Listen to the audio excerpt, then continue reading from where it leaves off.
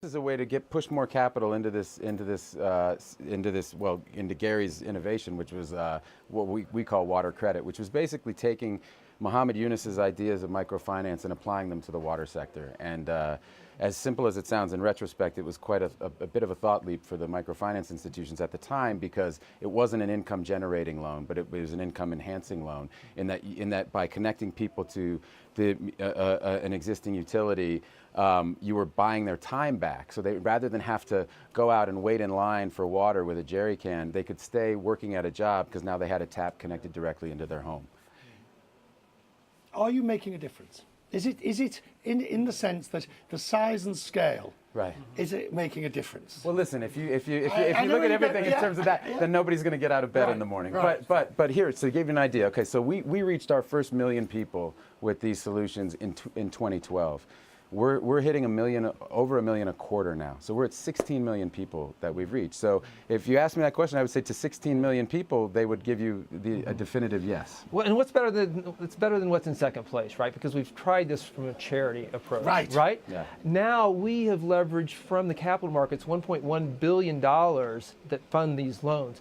It would take us decades, if not centuries, to raise that much philanthropic capital. So, are we there yet? No, but are we gaining on it? Absolutely. But you're one of the few charities, organisations, whatever you want to call it, who's actually really got this idea going strong. I mean, I cover a lot of this area. Not too many are talking in the same terms. Oh yes, to be sure, the Bill Gates Foundation revolutionised the way philanthropic work uses as results. Right, right. But this concept is still relatively new. Yeah, and look, and he's very humble about it. But it was a stroke of brilliance, and it was a wonderful innovation, and it's scalable, and that's what's really exciting. Is, you know, we go to Bank of America and they give us all they gave us all this up. They give us $5 million, zero interest, right? That catalyzes other money coming in. So you build it into these tranches in this financial product where different investors have different expectations, and you can meet them all, right? And so anyway, it's an ongoing education for us. I mean, again, like I didn't think I'd be having this conversation with you, 10 years ago. That makes two of us. That makes everybody. Let me be clear. Well, I got into it the way most people, you start building wells. We call it direct impact. You just like jump in. Right, and you just start working on it, and then as you learn about it, and the complexity of it, you find the kind of a better way to make it. And you got to get those insights and then turn it into action, right? I mean, we were meeting women who were paying loan sharks 125% interest so they could get a toilet. Right. So you start having these insights, and it's like there's got to be a better way. Right. The way forward is what? You've got your water equity.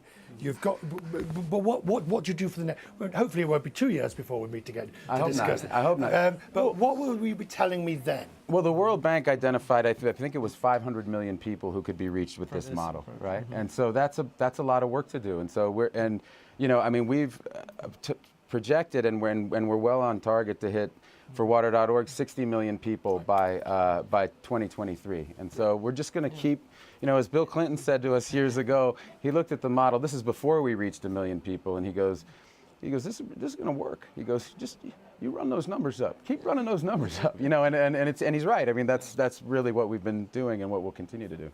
I just have to take a moment. Oh, okay. In Davos, Matt Damon doing an impersonation of every time I think of this, a bottle of sparkling or a bottle of still that costs whatever, a bottle of Voss, it'll cost whatever. How do you view these bottles of water when you know the true story of one bottle? I look past them to tap water, actually. Exactly. That's what I do, and that's the key to it. We have to make our tap water safer to drink for people around the world, so we don't, and these are in glass, which is nice. Yeah. Usually it's in plastic. But also your relationship to water changes doing this work when you know what that first bottle of, that first amount, that first liter of water a day means to somebody. It means that a girl isn't in school because she's off collecting water, and so when you're able to implement some of these solutions and suddenly these kids get their lives back, they're suddenly, instead of just being in this death spiral of poverty, they're off, dreaming about their futures and being able to live life up to their potential. Finally, are you a still or a sparkling? Tap. Tap. Tap. Yeah, that's a good answer. Tap. It makes me feel like a tap. Good to see you both. Great to see you, Thank Richard. you. Thank Thanks, you. Richard. Thank you. Really well done. Thanks.